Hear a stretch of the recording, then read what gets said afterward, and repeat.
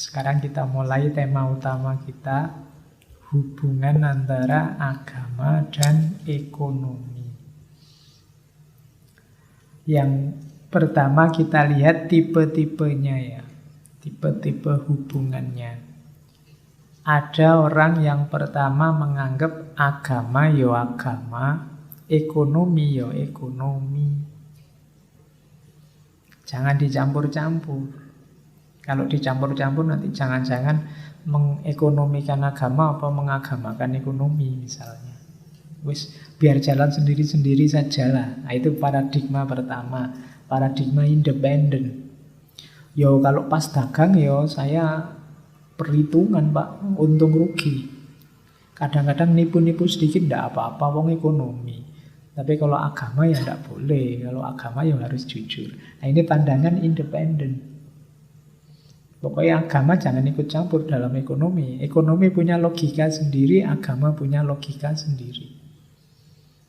Nah itu makanya kadang-kadang orang kalau ada kasus apa, lo lihat konteksnya dong, itu kan konteksnya ekonomi misalnya. Nah, itu pandangan independen.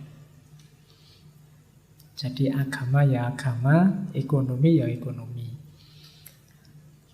Ya banyak yang punya pandangan begini. Kalau dalam tradisi modern kadang-kadang pandangan independen ini disebut cara berpikir sekuler. Jangan dicampur-campur antara agama dan ekonomi. Ada yang kedua, agama mempengaruhi ekonomi. Ya bisa secara positif, bisa secara negatif.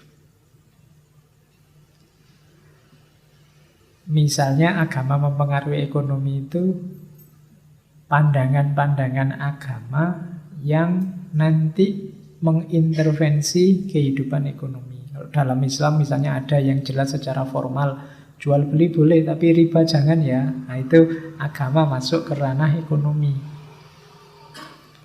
Jadi dari sisi nilai misalnya agama mempengaruhi ekonomi itu, agama menyuruh kita jujur, menyuruh kita tidak berlebihan, menyuruh kita hemat, menyuruh kita rajin, tekun. Ini kan hubungannya sama ekonomi semua. Jadi, ya nanti termasuk kasus yang diangkat oleh Max Weber ini, bagaimana agama mempengaruhi ekonomi. Dari sisi bentuknya juga, kadang-kadang agama kan jual beli yang ini boleh, tapi jual beli yang semacam ini tidak boleh. Kalau yang ini haram, kalau yang ini boleh, halal. Nah, itu juga agama masuk ke ranah ekonomi. Termasuk yang secara negatif misalnya pandangannya Karl Marx. Karl Marx itu melihat agama mempengaruhi ekonomi. Pengaruhnya di mana? Agama ini sering membuat orang pasif, tidak agresif. Makanya Karl Marx kan menyebutnya kontroversial sekali. Bagi Karl Marx agama itu disebut candu. Candu itu kan membuat orang teler, lupa situasi konkretnya, hidup di langit, lupa kehidupan di bumi, melayang-layang. Nah, bagi Karl Marx, orang beragama itu sering kayak orang mengkonsumsi candu.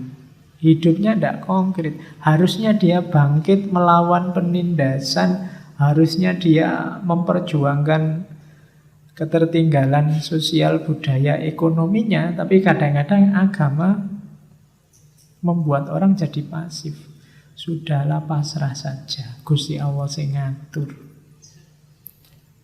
Tuhan tidak tidur, tenang saja. Atau ya dunia memang ujian bagi orang beriman. Kesuksesannya itu besok di akhirat. Akhirnya kamu tidak berjuang-berjuang. Itu yang dikritik oleh Karl Marx sebenarnya. Agama membuat kita kayak orang kecanduan, kayak orang sakau. Nah, kritiknya di situ sebenarnya. Nah, ini kan contoh bagaimana ternyata perilaku agama mempengaruhi ekonomi. Yang lain dagang semangat, bikin promo, bikin iklan kemana-mana. Kok enggak bikin iklan mas? Alah, rezeki sudah ada yang ngatur.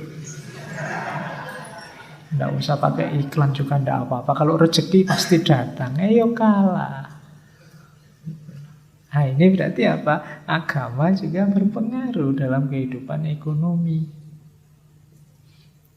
Ini relasi jenis kedua. Ada relasi jenis ketiga kebalikannya. Ekonomi mempengaruhi perilaku agama. Oh ini contohnya banyak. Ekonomi mempengaruhi perilaku agama itu ya kapan-kapan boleh kamu teliti ya. Beda keberagamaan orang kaya dan orang miskin misalnya. Gimana orang yang banyak uang keberagamaannya gimana? Semakin berkualitas apa justru semakin kendor apa? Nah, itu pengaruh ekonomi. Kalau kamu lagi akhir bulan duitnya mau habis, wah, sholatnya kusut sekali sambil nangis-nangis. Kamu kalau berdoa sambil nangis-nangis kalau ada masalah, duitnya mau habis. Ya Allah, rezeki ya Allah kan gitu. Tapi begitu duitnya pas banyak, terus santai-santai. Sudah tidak terlalu butuh Allah lagi, duitnya oke. Ternyata ekonomi berpengaruh juga dalam agama. Jadi ya banyak, contohnya macam-macam lah selain yang saya sebut tadi. Coba perhatikan kondisi ekonomi dan efeknya. Ya kadang-kadang orang karena ekonominya terjamin terus bisa beli buku, ilmunya tambah, bisa kemana-mana nyari ustadz, ikut kajian. Gitu ya. Pengaruh ekonomi terhadap agama.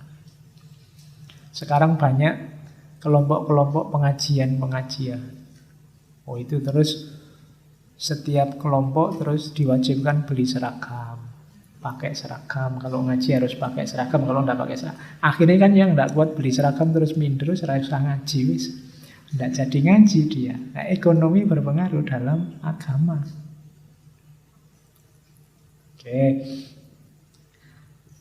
Kadang-kadang juga orang menilai keberagamaan kan secara artifisial. Dari konkretnya, wow ini orang soleh ini pakai baju-baju orang soleh.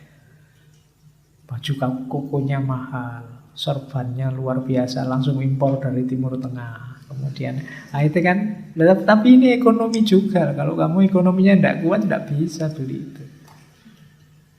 Jadi pengaruh ekonomi dalam perilaku agama.